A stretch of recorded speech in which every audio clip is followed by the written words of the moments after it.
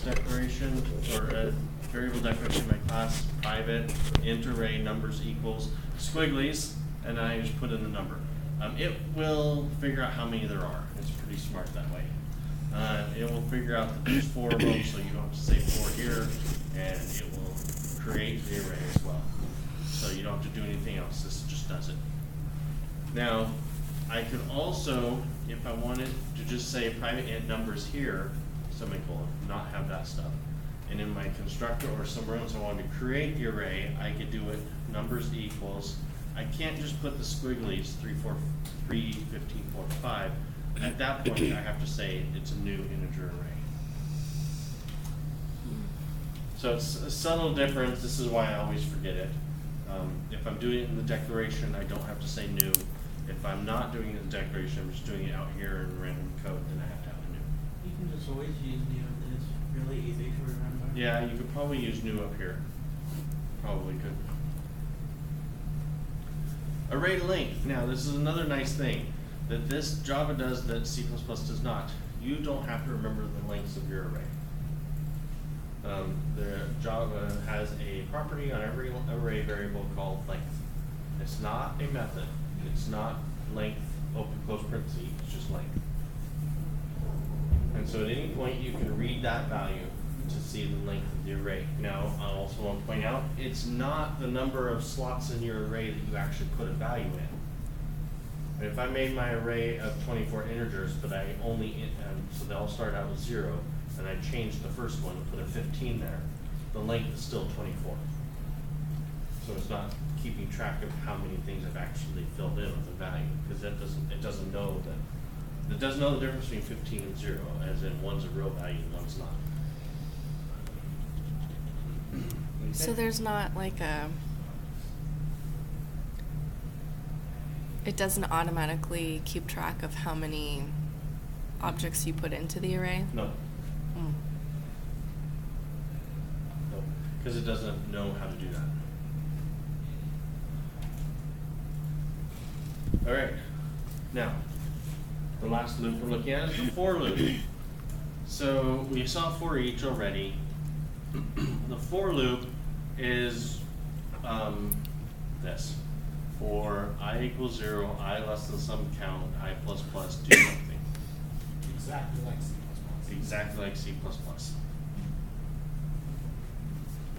So I doubt I have to spend much time on this. So for loop. So we have for each, while, for, and iterator. So we have 4 different ways that we can go through collections.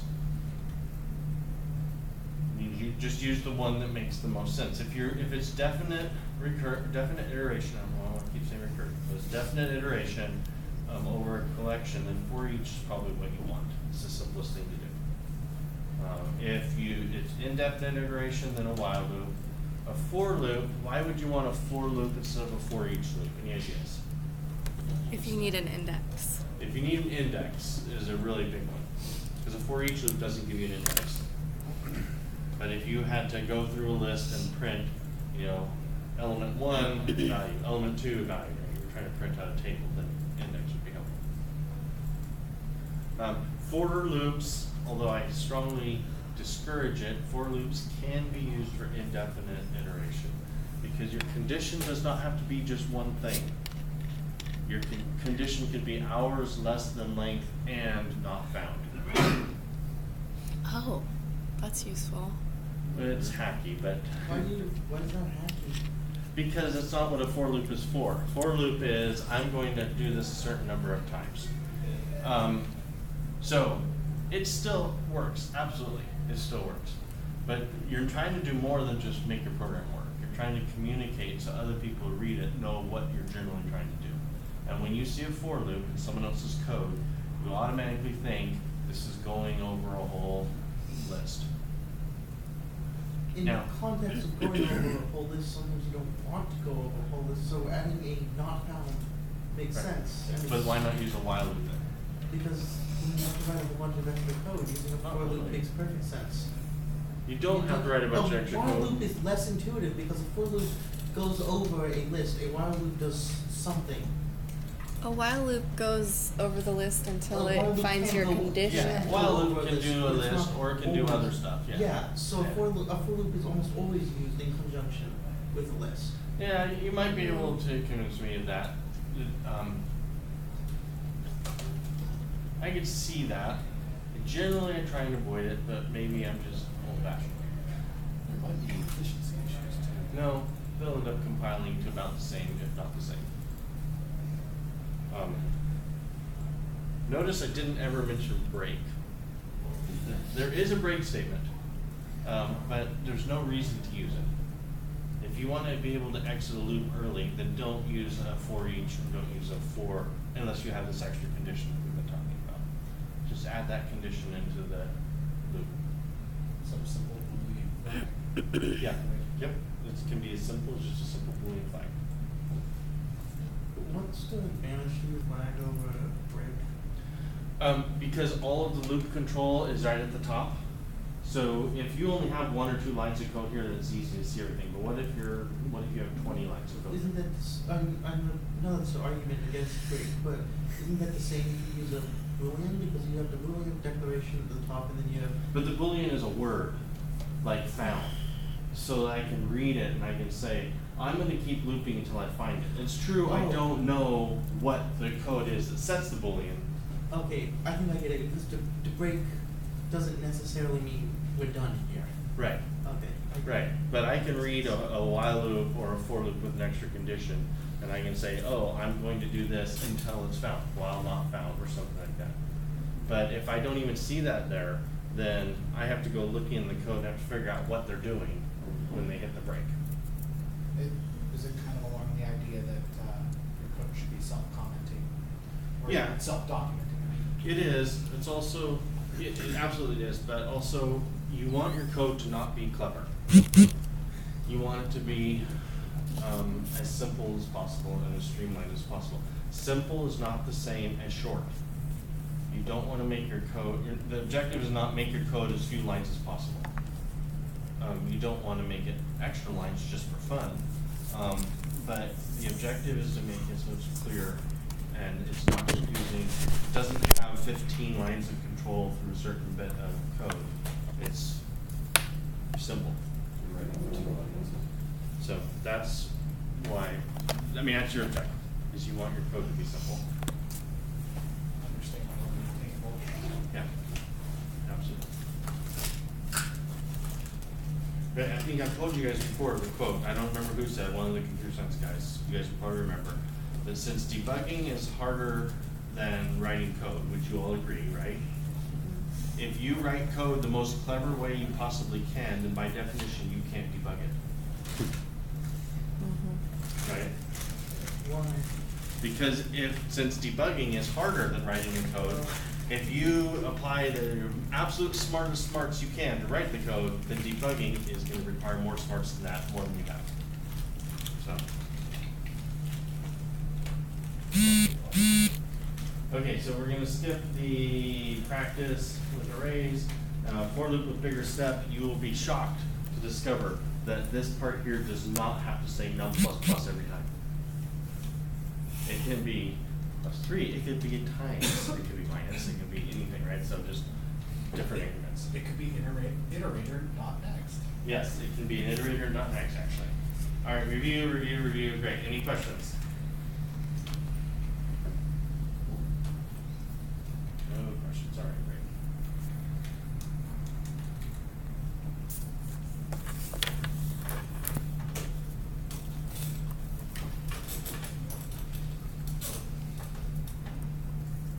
Will you guys all be really disappointed if we finish early today? No. Good. I'm gonna be heartbroken. All right, leaving because everyone stays. Okay. I'm forgetting something. Or maybe the strings thing was in there. Okay. So, more sophisticated behavior. How's that for a very significant title? So we're going to use library classes and look at documentation.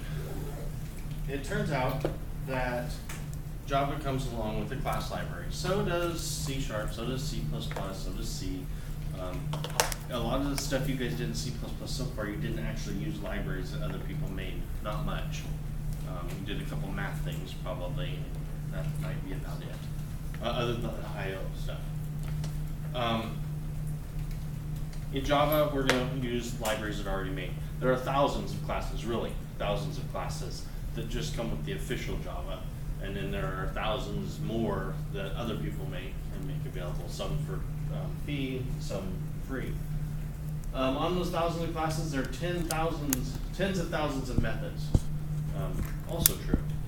And so it is really not possible for normal people to memorize all the classes and all the methods.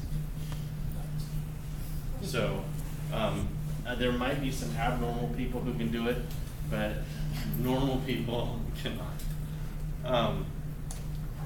So generally, we go looking online, which I'm going to show you in a second. Library classes are often interrelated, so they're arranged into packages. You've already seen this with java.util. Util is a package. And so there's a bunch of things that are related in that same package. So a competent Java programmer, which you guys are quickly becoming, is able to work with libraries. You need the important ones by name, which you already know some. Like, what's an example of a Java class you already know? Array list. Array list, yes. Anything else? String. String. Linked list. Linked list, yes. There's some more. Scanner. Scanner. Right, and then you got your tree map, tree set. So some of you looked at that. Some of you might have looked at hash map or hash set as well. So those are some of the things that are already available, or code that someone else wrote. You'll end up learning as you do more Java. You'll end up learning a few dozen of these that you just know really well, and then you'll end up with 100 or so that you know somewhat well, and then the rest of them you know exist, or you know where to find them. So know some important class by name, know how to find out about the others, and when we're looking at class documentation in classes, we're only looking at the interface. We don't care how it's implemented. For example, how is the string class implemented? I'll tell you one thing, it is not an array of bytes. What is that? Well, for one thing, characters in Java are not bytes, because characters are Unicode.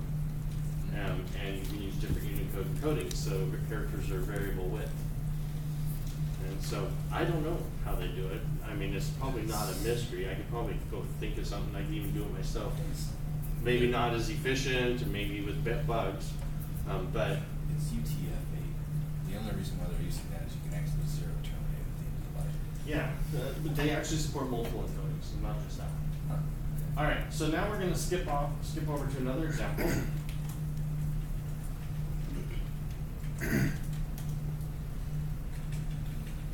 So, I'll tell you a story first. How many of you are interested in AI? Yeah, that was my favorite subject too. Unfortunately, I was born probably 2 decades too early, because if I was going to school now, AI is a lot more interesting, has a lot more promise. There was a guy, last name Weizenbaum. I think he was at MIT, and this was 60s or 70s, something like that. 60s, okay. So at MIT. Yeah. Okay. So he was interested in studying. So in the 60s, you remember, computers were not what they are now. And computers were not as prevalent in society as they are now. So people were still trying to figure out what they were. Not just the technical people, but everyone else too. So he was interested in the relationship between humans and computers and kind of how computers adopted society. He wrote at MIT, he wrote a program called ELIZA. And you can go online, in fact, maybe I